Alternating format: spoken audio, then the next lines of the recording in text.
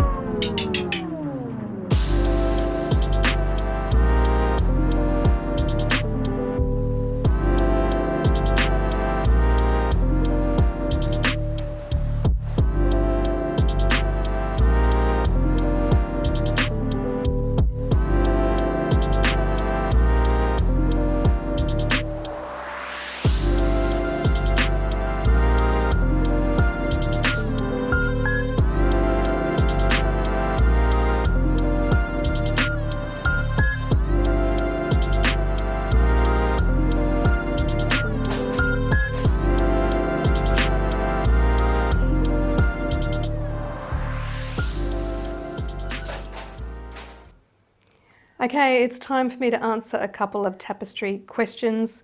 So Perry Popples has asked me on my tapestry tutorial of how I weave the hems.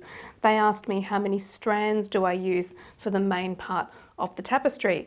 Now, usually I will say it depends on the EPI, which is the ends per inch. So whatever set that you use would determine roughly how many, but of course you can be using finer threads or you can be using thicker threads, so there is a much easier way of determining how thick it needs to be, and I'm going to turn you around and show you how.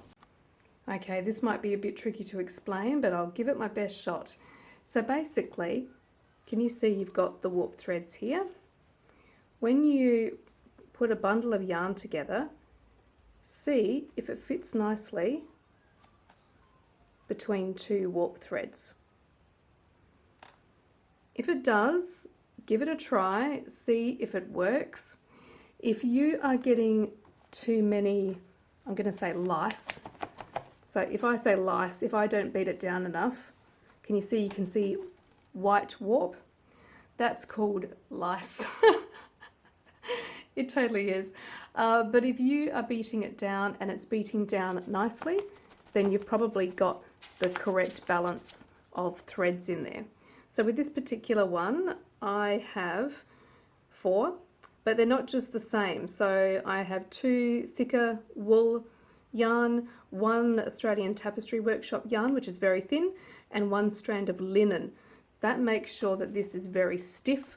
So my texture is very stiff. Some tapestry artists like theirs to be softer, in which case they may use all of the Australian Tapestry Workshop yarn or a similar type of yarn. But because the Australian Tapestry Workshop yarn is thinner, you'd have to use more of them to be able to fit between 2 warps. Now, I don't know if I'm explaining that very well, but basically you will come up with your own recipe of how you do it. So I've got a different one here, the white. So that one is 5, let's have a look, 4 strands of Australian Tapestry Workshop yarn and 1 strand of linen. So what I've done is I have just made sure that they fit between 2 warps, and if it's feeling like it's too thin or too thick, then I can make the alteration later. But you will find as a tapestry weaver that you will just have your own preferences and your own recipe of how you mix the yarns. So pretty much looking at, let me just move my tripod. So looking at all of my yarns that I'm using here, pretty much everything has linen except for this colour in here. This is all Australian Tapestry Workshop yarn. And I've got 5 strands in there, 2 of one colour, 3 of the other. No, I actually just have 4, 2 of one and 2 of the other. And it does give a much spongier texture. That's fine because I don't use a lot of that colour, and all the grey that I've got going around it all has linen in it, so it still gives it that stiff texture. So again, it's whatever you like. It is Friday. I actually have the day off work. So this morning I spent in the city. I caught the tram to the city so I could visit the mill and Carolyn Corletto's amazing exhibition. If you're in Adelaide, you'll need to visit the mill. It's a really great exhibition space as well.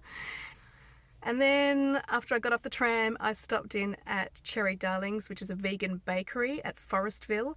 So you need to try it if you're in Adelaide. Even if you're not vegan, it doesn't matter. It just tastes amazing. So I'm just about to eat my lunch. I'm having a vegan barbecue ribs and mac and cheese pie. Very healthy. And then I'm coming to Collective Haunt to work on my tapestry for a few hours. So a very arty day today.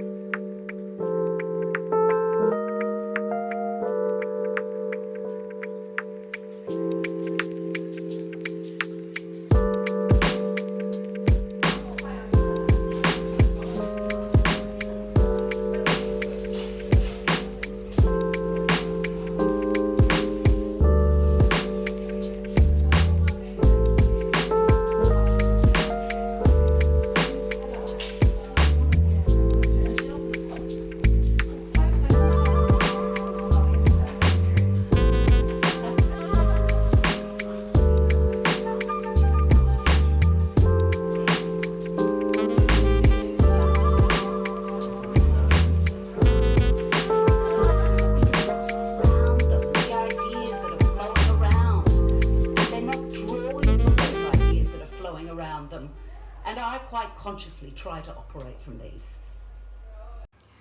The next question is from Karen, who asked if, do you ever use a stretcher bar, a temple that is usually used for rug weaving? I haven't yet, but just wondering if it could help with the selvages. I don't use a temple at all. I don't even use it in my hand weaving actually, because usually, apart from now, I don't do really wide format weaving.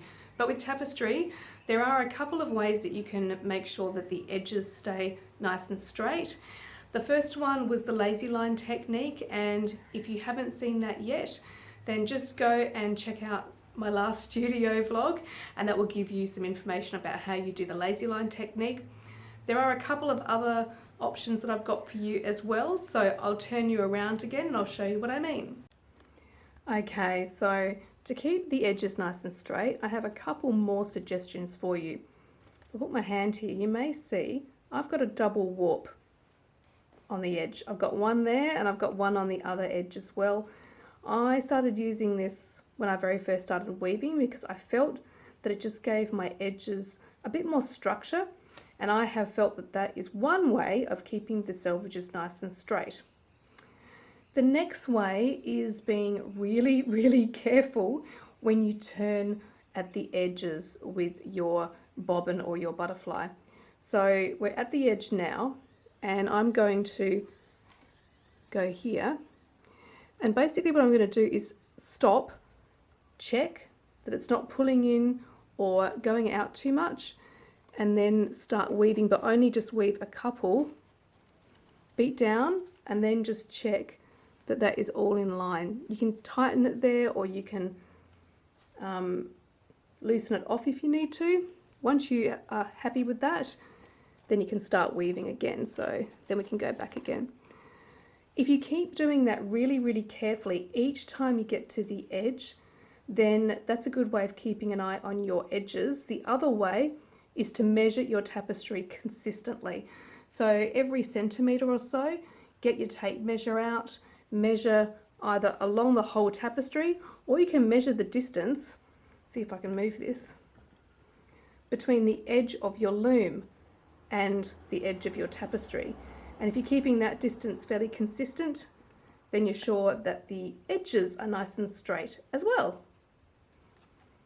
And the last tip I'm going to give you for keeping the selvages nice and straight is a really annoying tip. Practice, practice, practice. Sorry, I had to say it, but my earliest samplers were terrible. They were badly woven, they weren't very straight on the edges, but the more you weave, the more tapestries you make, the straighter those edges are going to be, and the easier you're going to find it to come up with your own little tips and tricks to keep those edges straight.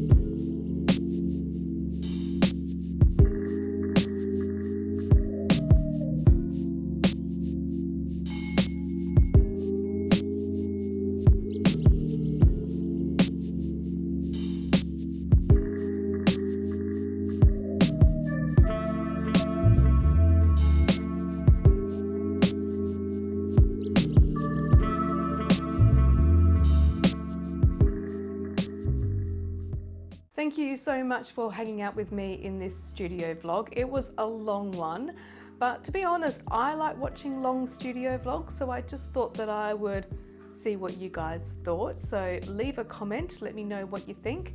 I did also have a couple of tapestry tips in this one. Maybe the next studio vlog I might just put one, so if you've got a question to ask me, you know what to do, and I will see you in the next video. Bye!